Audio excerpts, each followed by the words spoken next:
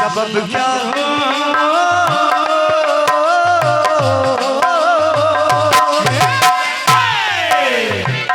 सबब क्या ऐसे टुकड़े कर डाले शीशे के डाल के। अरे बलमा बलमा तुम बलमा हो केवल खाली नाम के। तुम्हें क्या मरदा हूँ मैं मरदा हूँ तुमको किस काम के।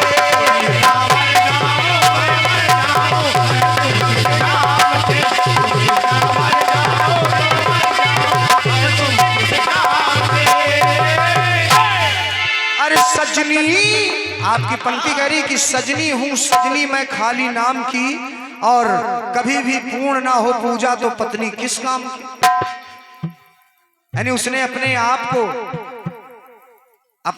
की आहुति जान दे करके अपने पति की भोलेनाथ की पूजा में वो सहायक बनी। आपका कथानक ये कह रहा है। निवेदन कर रहा हूं आदरणीय गुरु जी, सभी लोग बैठे हैं यहाँ, जितने भी लोग बैठे हैं, चूंकि प्रधान जी जब गीत ऐसा आता है तो जवाब भी कलाकार प्रयास करता है, बस जवाब सुनिएगा, चूंकि जवाबी सवाल जवाब की होती है। बस प्रयास कर रहा हूं आपके गीत में एक शिव भक्त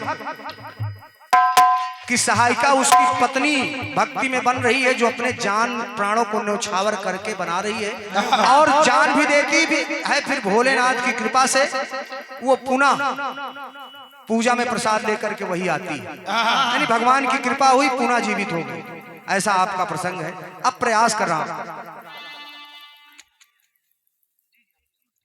एक बड़े भैया दादाजी सामान्य बहन जी, एक भक्त हुआ भील समझ रहे हैं आप? भील हुआ, पति का नाम आहुक।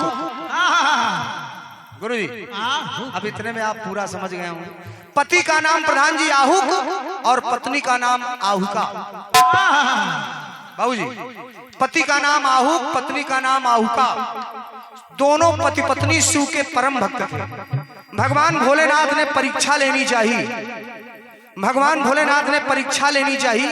अब चूंकि प्रसंग गूढ़ आया है तो इधर से भी आपको समझना पड़ेगा। और भगवान भोलेनाथ ने यति का रूप बना करके उसके कुटिया में पधारे, झोपड़ी में। यति माने तपस्वी। ये तपस्वी का वेश बना करके कुटिया में पधारे रात्रि में, और कहा कि मैं आपकी कुटिया में रात्रि निवास करना चाहता हूं। तो भील ने, अच्छा कुटिया छोटी सी, गरीब आदमी, कुटिया छोटी सी, उसने सोचा कि अब इनको कहां ठहराऊं, और ठंडी की रात्रि चल रही है, अब इनको कहां ठहराऊं मैं।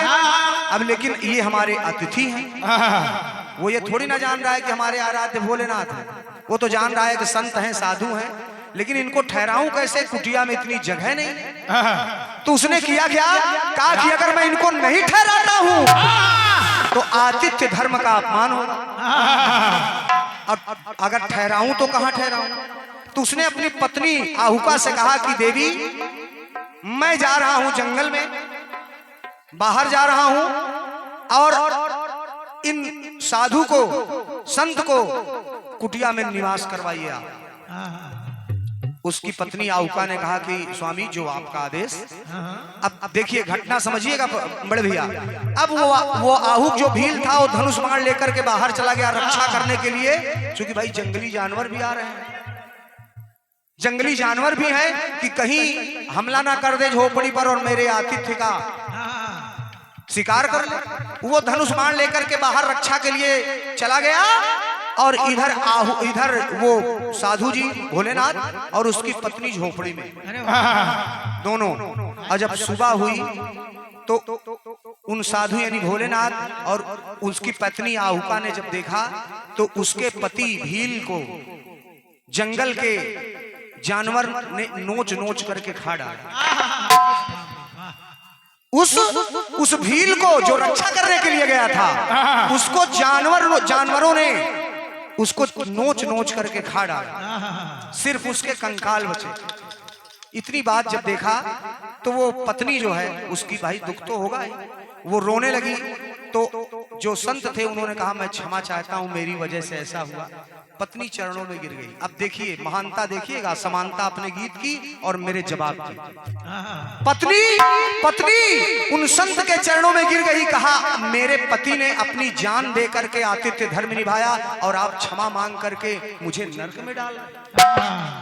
आप क्षमा मांग के मुझे नरक में डाल रहे हैं। अरे आतिथ्य धर्म में मेरी पत्नी ने, मेरे पति ने अपनी जान गंवा दी। उसी आतिथ्य धर्म में मैं भी चल रही हूँ, चिता सजा के जल जाऊंगी, लेकिन आपके आतिथ्य धर्म में कोई कमी नहीं आएगी। धन्यवाद है। सुनिएगा अब पंक्ति सुनिए,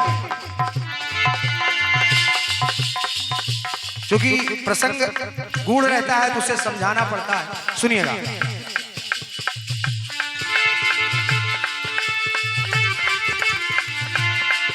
अरे सजना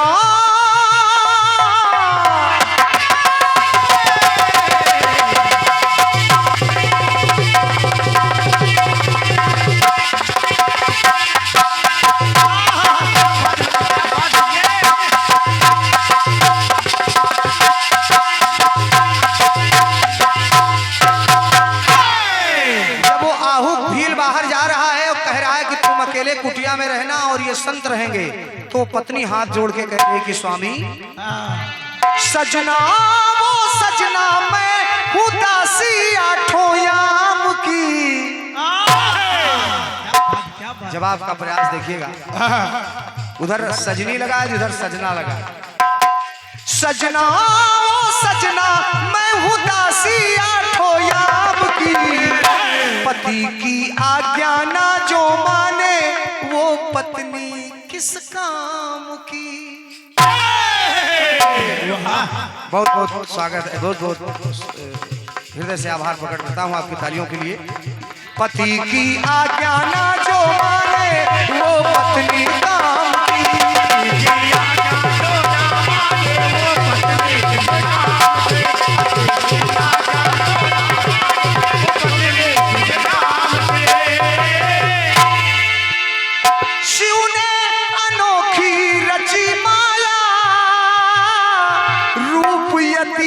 है स्वयं बनाया, शिव ने साधु का रूप बनाया। अतिथि का धर्म दोनों ने निभाया, झोपड़ी में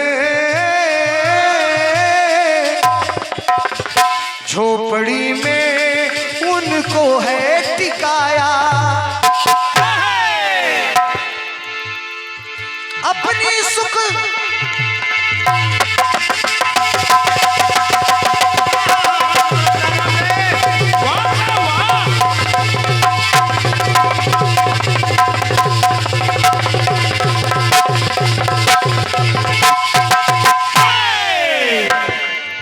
अरे अपनी सुख सुविधा आहुकने है उनके नाम की, तो पति की आज्ञा ना जो माने वो पत्नी किस काम की। पति की आज्ञा ना जो माने वो पत्नी किस काम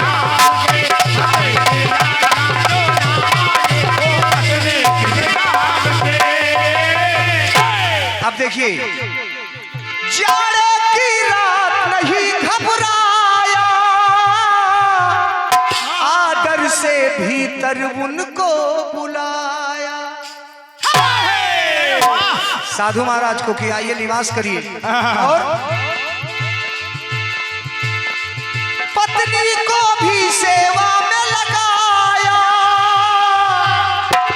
सर्दी से निज प्राणों को गंवाया। तो अपनी उस भील ने अपनी जीवन लीला उस अतिथि के नाम की, क्योंकि हमारा भारत देश अतिथि देवो भव, अतिथि देवता का स्वरूप होता है। तो अपनी जीवन लीला उस अतिथि के नाम की, पति की आज्ञा ना जो माने वो पत्नी किस काम के।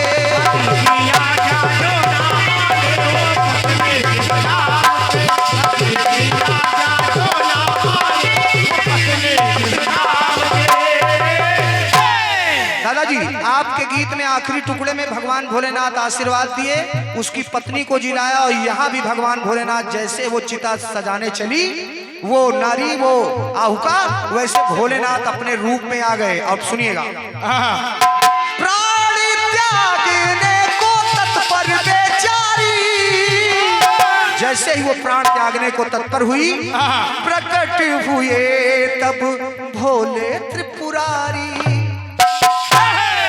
और प्रकट हुए और उसके पति को भी जीवित कर दिया। तो सुनिए, लीला जिनकी अनुपम वो असुरारी, धन्य हुए हैं दोनों जिनकी महिमा है न्यारी। मेरे जवाब के गीत में भी भोलेनाथ प्रसन्न हुए और आहुका को और आहु को जीवन दान दिया, आशीर्वाद दिया। तो कितनी अनुपम रचना है शिव सुख शोभा धाम की, तो पति की आज्ञा ना जो माने वो पत्नी किस काम की,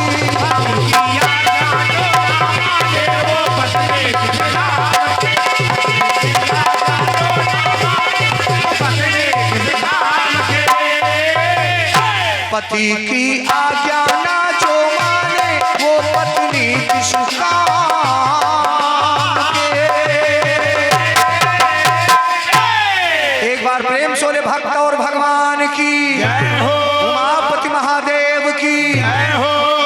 ये था आपके गीत का जवाब। एक कथानक आपने एक भक्त का लगाया और एक कथानक मैं